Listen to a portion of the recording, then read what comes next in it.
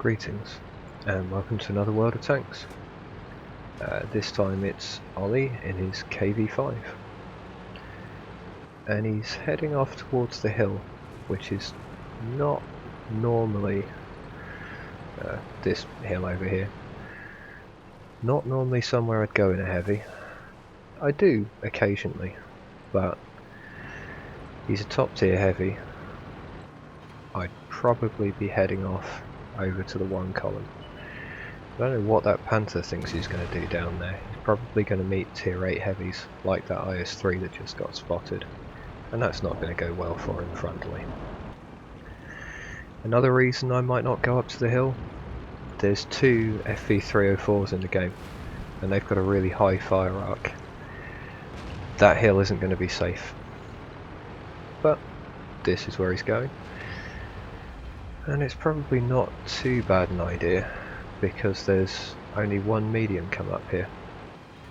And they do have an IS-3 backing them up as well. However, there's already a CDC up on top. Yoke Panther 110.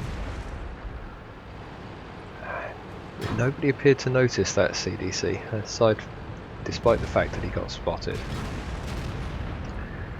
And now they're kind of in a tricky situation because they're getting crossfired, and if he wants to point his turret up there, he's got to risk taking shots from the 110 through the side of his head. Don't know why the check tank over there is going side on to the Oni. That's not going to go well for him. Friendly Artie's putting some good hits in. Ollie loses his ammo rack to the CDC. Not cool, but he's got his repair kit, so not fatal. Now the Yoke Panther's gone. Check tank's pushed round, so he's probably going to be gone soon. Artie hits the CDC. Definitely time to push up here. Takes 1 on the way up, but CDC down. And that's something he's sometimes got to do. You've just got to take the hit to get where you're going. And there's the burp fire.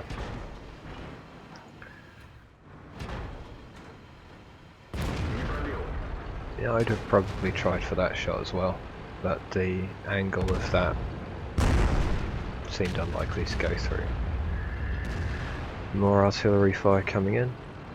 The other flank appears to be going reasonably well.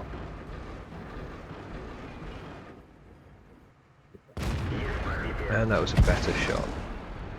110's fired, so we can go back out and have another one. There you go. So, pretty much own the hill. It's going to be difficult to hit those guys from here. So he moves forwards, which is the right thing to do. Now, down here, there's a Dicamax just been spotted going into base. He's just killed our Fv-304. I'd have been tempted, rather than sniping at these guys, in a position that's open to the Fv-304s, to go back and see if I could get line on that Dicamax.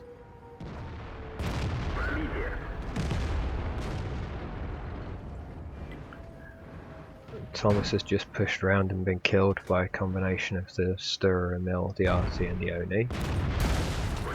And there's some more artillery. T-25-2's going back to the base.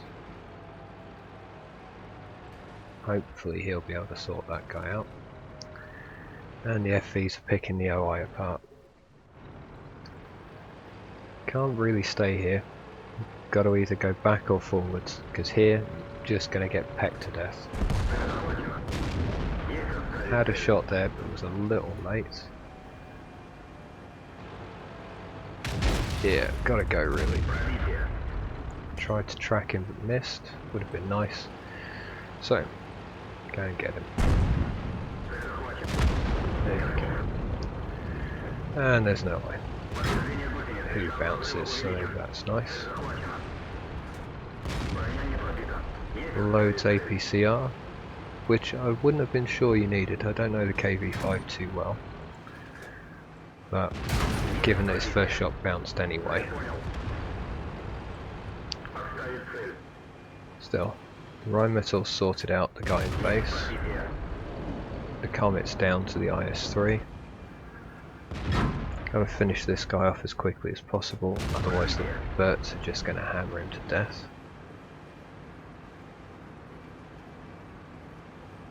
Rocking backwards and forwards is a good plan, makes him harder to hit.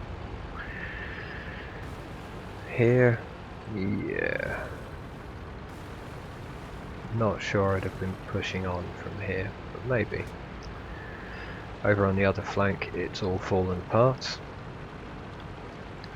And the T-29 goes down to the IS-3.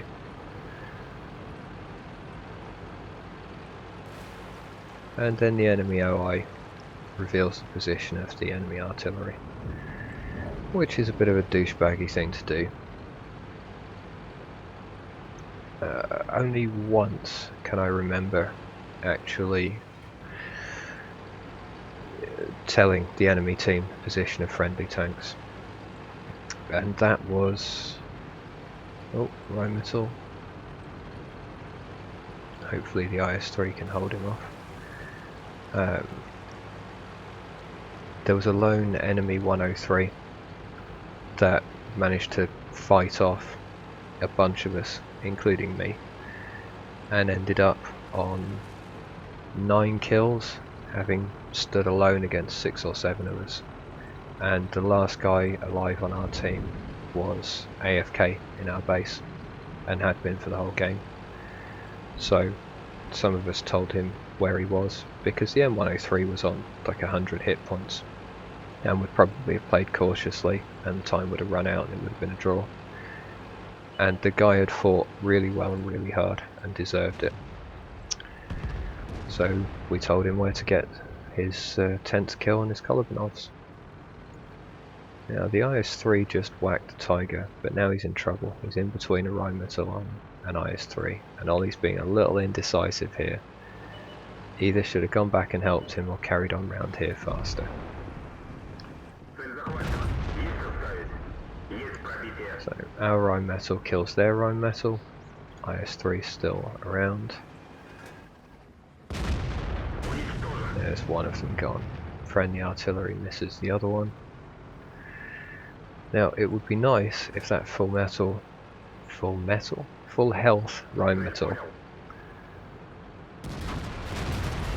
and that was a good move from Ollie. The guy was obviously waiting for him to come around the corner, so he didn't. But he is now in a bit of a tricky situation. Yeah, as I was saying, it would be nice if that Rheinmetall had moved up earlier, because Ollie is going to need some help with this IS-3. But it turns out that Rheinmetall, well, let's just say, not exactly a Unicum player.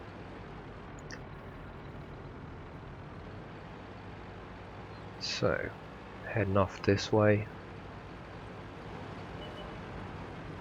Oh, IS-3. I'd have kept my turret turning to the rear there. Try an angle to do something. Friendly artillery misses the IS-3. Now, if the Rheinmetall had been here earlier, or even round the other side, they could maybe have worked something on the IS-3. Now he's kind of in trouble. But the Borsig is a stealthy tank, he's got artillery support. Why he's just sitting in the open, I do not know. Just what? What are you doing? What's your plan? Are you just hoping he's going to drive in front of your gun?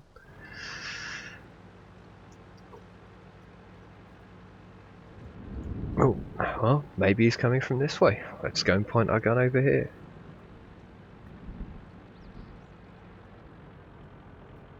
I mean, he's right next to the base. He could go in the base behind the rock and make the IS-3 come to him. He could find some concealment and try and ambush the IS-3. I mean, he's kind of near some bushes.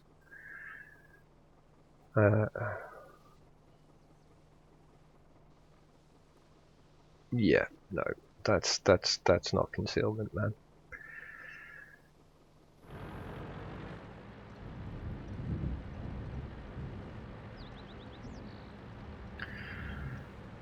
So, Ollie suggested going into base to put some pressure on. The Rheinmetall does, which is not a bad plan. However, deciding to poke out around this corner really slowly is when you're spotting from your tank, it happens from your turret, from your viewpoints and your commander's coupler. Poking the front of your tank out lets other people spot you without you spotting them. If you're going to poke, you need to poke something that will get vision. See, now this is okay, that was okay. Why are you backing up now? You can use that little mound in front of you and wait for the M4. But no, stick your fat ass out. Miss the shot. Track destroyed, engine destroyed. Bye.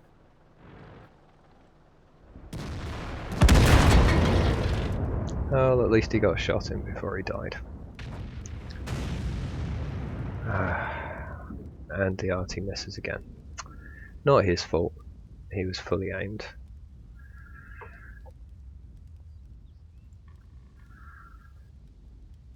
Sometimes RNG just says no. Now, unfortunately, I don't think I can... No, I can't switch to the M44. I have to leave it where Ollie left the camera. The IS-3 wisely charges the artillery and finishes him off. So, let's have a quick look at the post-game stats. Ollie managed to get a top gun, fire for effect, which is always nice, duelist for hurting people that hurt him, and bruiser as well, and that was a mastery badge in the Kv-5. Engaged, 4, 9, so over half the enemy team.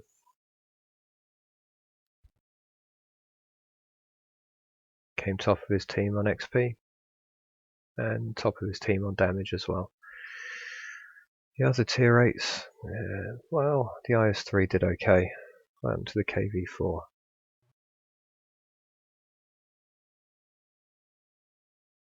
Maybe I was making that up. Maybe, oh no, there he is. Yeah, he didn't do so well. Well played to the IS-3 on the enemy team.